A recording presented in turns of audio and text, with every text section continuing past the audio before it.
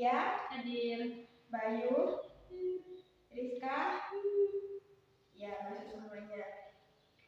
Pada pertemuan sebelumnya kita telah membahas tentang memanfaatkan medan magnet pada migrasi hewan. Nah, di sini siapa yang masih ingat hewan apa saja yang memanfaatkan medan magnet untuk migrasinya?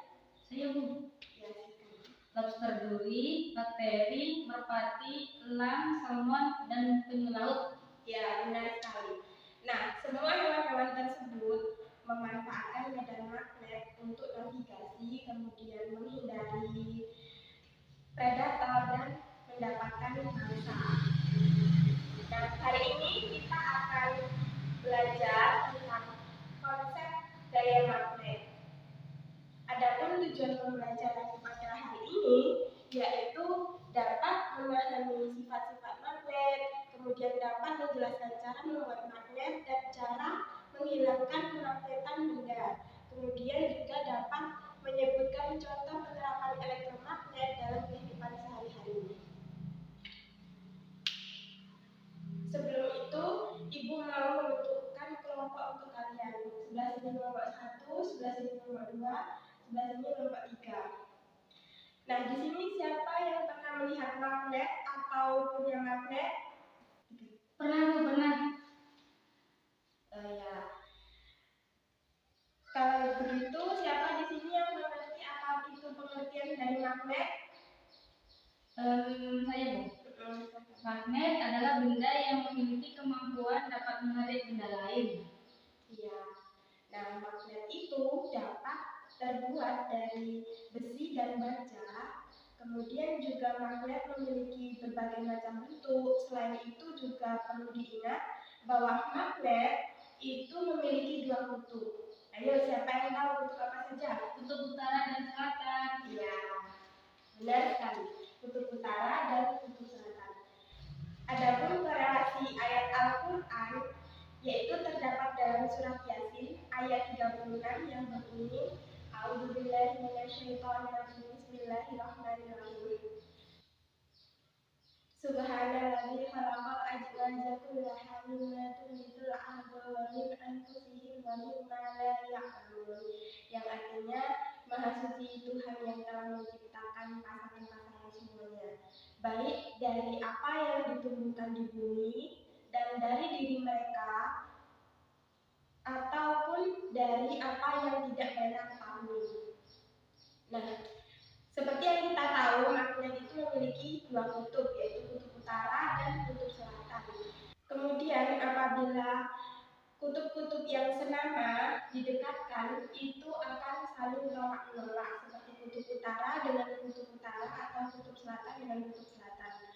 Namun, apabila kutub yang tidak senama seperti kutub selatan dengan kutub utara didekatkan, maka itu akan saling tarik-menarik. Kutub-kutub tersebut selalu ada pada magnet, walaupun magnet tersebut dipotong-potong menjadi bagian yang lebih kecil.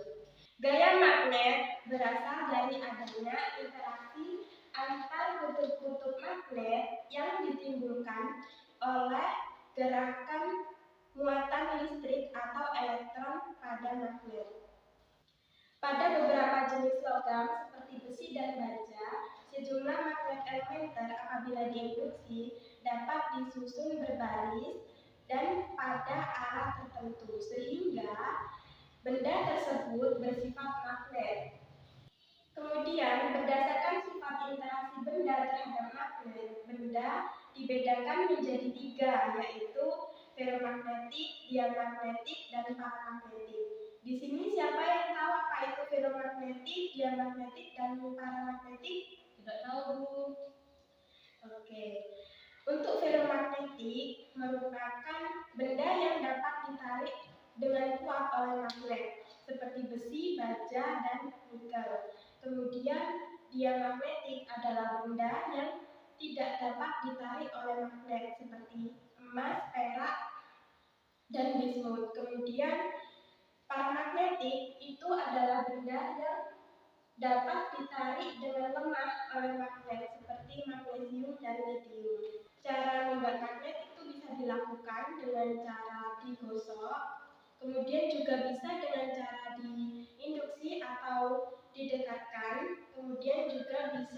dengan cara dialiri arus listrik DC.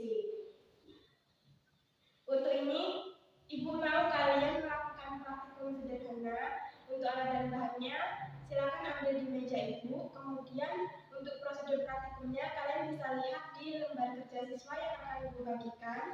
Kemudian apabila sudah selesai melakukan praktikum, kalian bisa berdiskusi untuk menjawab lembar kerja siswa. Setelah selesai, kalian bisa dipresentasikan di depan.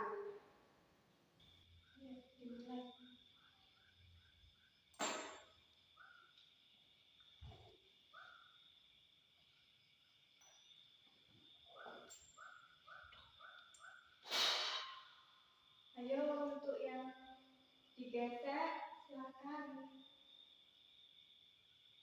Harus digeseknya sampai lama ya, biar terlihat hasilnya nanti bisa menjadi magnet. Seperti ini kan? Iya, ya. Ya, bagus. Iya, yang induksi bagus ya, seperti itu. Kerjakan lembar kerja siswanya. Jawab. Cara berdiskusi ya, Nak? Oke.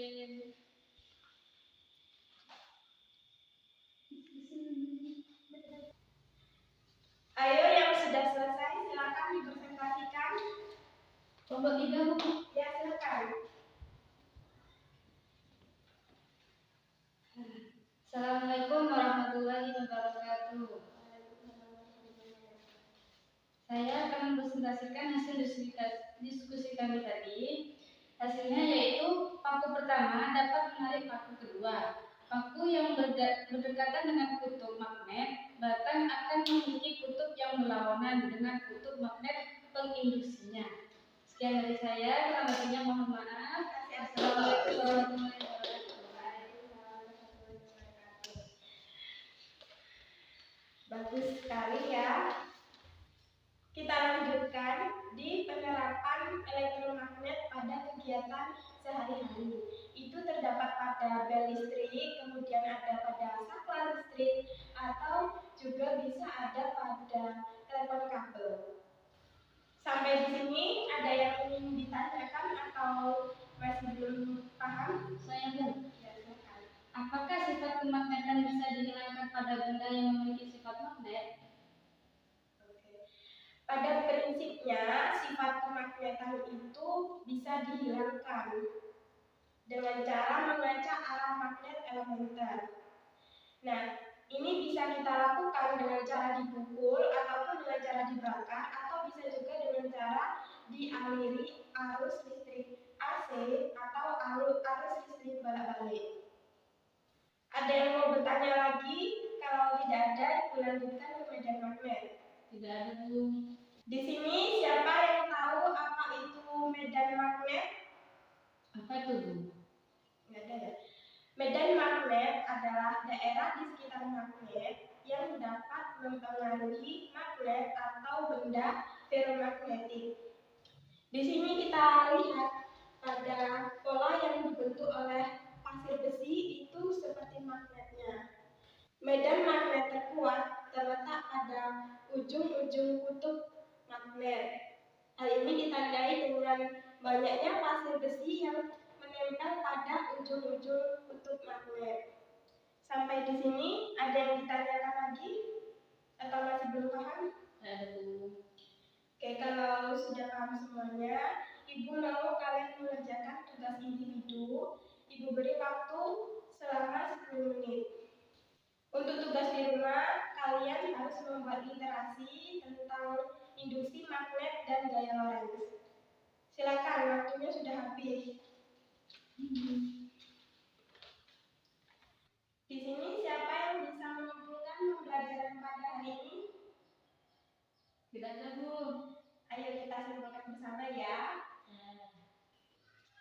Perlu diingat anak-anak, magnet merupakan benda yang memiliki kemampuan untuk dapat menarik benda lain. Magnet memiliki dua kutub, yaitu kutub utara dan kutub selatan. Kemudian, berdasarkan interaksi benda terhadap magnet, itu benda dibedakan menjadi 3 jenis, yaitu ferromagnetik, diamagnetik, dan paramagnetik. Kemudian untuk membuat magnet sendiri itu bisa dilakukan dengan cara digosok, kemudian juga bisa dilakukan dengan cara diinduksi atau didekatkan, kemudian juga bisa dengan cara dialiri arus listrik DC. Penerapan elektromagnet dalam kehidupan sehari-hari itu bisa kita lihat pada bel listrik, kemudian pada saklar listrik, ataupun juga pada telepon kabel.